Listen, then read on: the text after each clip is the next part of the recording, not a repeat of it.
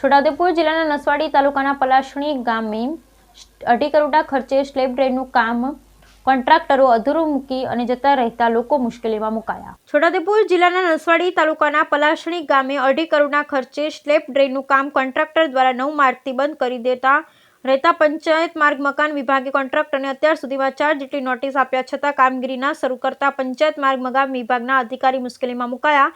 લોકો પણ વર્ષોથી પુલ બનવાની રાહ જોઈ બેસી રહેવાનો વારો આવ્યો. છોટાઉદેપુર જિલ્લાના નસવાડી તાલુકાના પલાસણી ગામ પાસે અશ્વિની નદી ઉપર દેડકી, આમલી, પલાસણી સહિત ગામોને જોડતા માર્ગ પર સ્લેબ ડ્રેન અને રોડ મંજૂર કરવા ધારાસભ્ય દ્વારા સરકારમાં રજૂઆત કરાતા સરકાર દ્વારા 2.5 કરોડના ખર્ચે સ્લેબ ડ્રેન મંજૂર કર્યો હતો.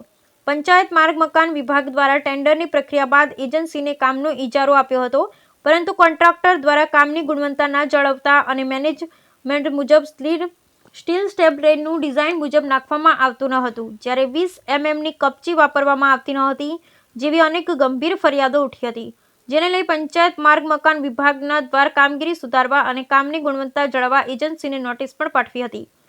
હાલથી એજન્સી રફો ચક્કર થઈ ગઈ છે. એજન્સીએ સ્લેબ ડ્રેનનો પિલરો બનાવી અડધી કામગીરી છોડી માર્ચ માસથી કામગીરી બંધ કરી દીધી છે, જેને લઈ પંચાયત માર્ગ મકાન વિભાગ દ્વારા એજન્સીને 4 જેટલી નોટિસ પાઠવી છે, છતાંય હજુ સુધી કોન્ટ્રાક્ટરના પેટનું પાણી પણ હલ્યું નથી. નોટિસોને કોન્ટ્રાક્ટર ઘોળીને પી ગયા હોય તે રીતના કામગીરી શરૂ ધરાવતા નથી અને જ્યારે આ કામની મુદત 12 માસની હતી તે મુદત પૂર્ણ થઈ ગઈ છે અને તેને પણ 2 માસનો સમય વીતી ગયો છે, જ્યારે હાલ તો અધિકારી પણ નોટિસ આપી સંતોષ માની રહ્યો છે. નસવાડી તાલુકામાં આવા અડધા કામો છોડી એજન્સીઓ રફુ ચક્કર થઈ જવાની અનેક ઘટના બની છે, છતાંય અધિકારી કોઈ કડક પગલાં ભર્યા નથી. હાલ તો સરકારના કરોડો રૂપિયા વ્યર્થ બન્યા છે. સરકાર કરોડો રૂપિયાની ગ્રાન્ટ ફાળવે પરંતુ એજન્સી અડધા કામ છોડી જતા રહે છે, જેના કારણે વિકાસને પણ દાગ લાગે છે અને લોકોને દુઃખ ભોગવવાનો વારો આવતો હોય છે. આ બાબતે ગાંધીનગરના અધિકારી સરકારના મંત્રીઓ ધ્યાન આપી આવી એજન્સીઓને બ્લેકલિસ્ટ કરી કડક પગલાં ભરે તેવી માંગ ઉઠી છે. Bureau report Rehan Patel, Chhota Udepur.